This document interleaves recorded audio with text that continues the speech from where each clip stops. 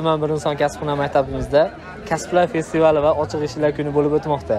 Bizning Asaka tuman Birinson kasb-hunar maktabimizga 9-sinf bitiruvchilarni o'zlarini tanlagan kasbi bo'yicha o'qishga qabul qilamiz va 2 yil davomida tahsil beramiz. 2 yil davomida o'qib bitirgandan keyin o'zlarini tanlagan kasblar bo'yicha davlat namunasidagi diplomni olishadi va tegishli yo'nalishlarimizga B yoki BS toifali haydovchilik guvohnomasini ham qo'shib beramiz. Bizni bu yilgi qabulimizga 8 xil yo'nalishdagi kasblar qo'yilgan. Bular birinchisi axborot vositalari mashinalari va kompyuter tarmoqlari operatori.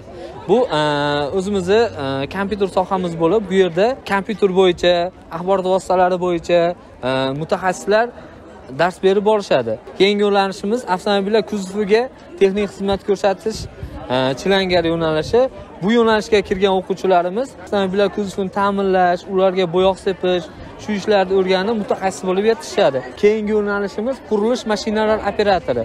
Bu yo'nalishda bolalarimiz qurilishdagi va yo'l qurilishidagi avtomobillarni o'rganadi. Keyingi yo'nalishimiz oqova va suv ta'minoti tizimlaridan foydalanish va ta'minlash chilangari. Bu oddiy qilib aytganda santexnik yo'nalishimiz. Bu yo'nalishimizni bitirgandan keyin bolalarimiz barcha joylarga diplomi bilan kirib santexnika ishlarini qilish mumkin. Santexnika ishlari bo'yicha, kanalizatsiya ishlari bo'yicha yaxshi mutaxassislar qilib yetishtirib chiqaramiz. Keyingi yo'nalishimiz oshpaz qandolatchi. Oshpaz qandolatchi yo'nalishimiz bo'yicha Asaka tumanimizda oshpaz qandolatchiga ham talab juda ham ko'p. Shuning uchun oshpaz qandolatchi yo'nalishini ham, kasbini ham ochganmiz. Bu yo'nalishni bitirgandan keyin bolalarimiz oshpaz, qandolatchi bo'lib yetishadi. Bolalar diyetologiya yo'nalishi bo'yicha ham diplomiga kvalifikatsiya yozilib beriladi bu yo'nalishda. Keyingi yo'nalishimiz tikuvchi. Tikuvchi yo'nalishimizga asosan kasb-hunar maktabimiz qizlari ko'proq qiziqishadi. Bu yerda tikuvchilik, dizaynerlik hammasini o'rgatamiz, eskiz chizishadi. Keyingi yo'nalishimiz elektrogaz payvandchi. Bu yo'nalishimiz bo'yicha ham diplomiga 2 xil kvalifikatsiya yoziladi. Birinchisi elektropayvand, ikkinchisi gaz payvand. Bu yo'nalishimizga ham talab juda ham katta. Mana o'zimiz Asaka tumanimizda joylashgan JM O'zbekiston avtoqo'shma korxonasi ham elektrogaz payvandchi yo'nalishimizga juda ko'p talab qo'yishadi. Chunki u yo'nalish bo'yicha bitirgan bolalar haqiqiy mutaxassis bo'ladi, qo'lida diplomi bo'ladi. Shu yo'nalish bo'yicha ishlashi mumkin. Asaka tuman Birinson kasb-hunar maktabimiz barcha yo'nalishlarimiz bo'yicha Asaka tumanidagi, umuman Andijon viloyatidagi yaxshi nufuzli ishlab chiqarish korxonalari bilan shartnomalarga egamiz. Bizda o'qiyotgan talabalarimiz, o'quvchilarimiz hammasi o'qish davomida mana ishlab chiqarish amaliyotlarimiz bor. Ishlab chiqarish amaliyotini shu yaxshi nufuzli korxonalarda, ishlab chiqarish korxonalarida o'tashmoqda. Misol uchun ulardan bittasi mana JM O'zbekiston avtoqo'shma korxonasi. Bu JM O'zbekiston avtoqo'shma korxonasi bilan bizda shartnomamiz bor o'zaro. Bu yerda biz o'qiyotgan o'quvchilarimizdan shu qaysi yo'nalish bo'yicha, qaysi kasb bo'yicha shu korxonalardan bizga talab tushsa, shu o'quvchilarimizdan shu yerga yetkazib beryapmiz. Shu yerda ishlab chiqarish amaliyotini o'tishyapti.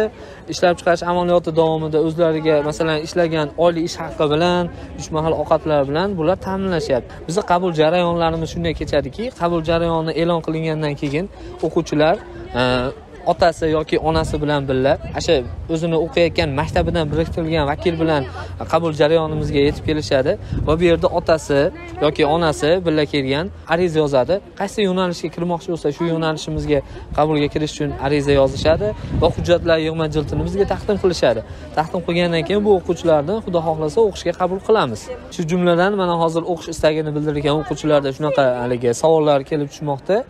Bu yerda kasb-hunar maktabini bitirganimizdan keyin oliy o'quv yurtlariga o'qishga topshirsak bo'ladimi degan savollar kelib tushyapti. Shunga ham bir javob berib o'tib ketsam, bizning kasb-hunar maktabimizda mana 2 yil davomida o'qigandan keyin bergan o'zlarini o'sha tanlagan yo'nalish bo'yicha olgan diplomi bilan xohlagan yo'nalishiga, misol uchun tikuvchilik yo'nalishini bitirgan o'quvchimiz xohlagan yo'nalishini mana O'zbekiston bo'yicha ham, chet davlatga ham xohlagan institutini xohlagan yo'nalishiga o'qishga topshirish huquqiga ega.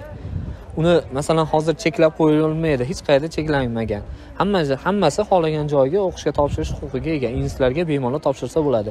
Shu maktabdan farqimiz shuki, maktabda bitirgandan keyin shu davlat namunasida attestatsiyasini olishadi ular, shahodatnoma oladi. Bizda o'qigan bolalarimiz davlat namunasidagi diplom, 2 yil davomida o'qib, 11-sinf hisobida o'qib turib, davlat namunasidagi diplom oladi. Unga tegishli yo'nalishlarimiz bo'yicha aytib o'tdim, B yoki BS toifali haydovchilik guvohnomasini beramiz. U orqali ishga kirsa ham, misol uchun, ham qo'lida diplomi bo'ladi, ertaga ishga ham kiraveradi, institutga ham kirsa bo'laveradi. Qabul jarayonlarimizga parchalarda o'qishga taklif qilib qolamiz.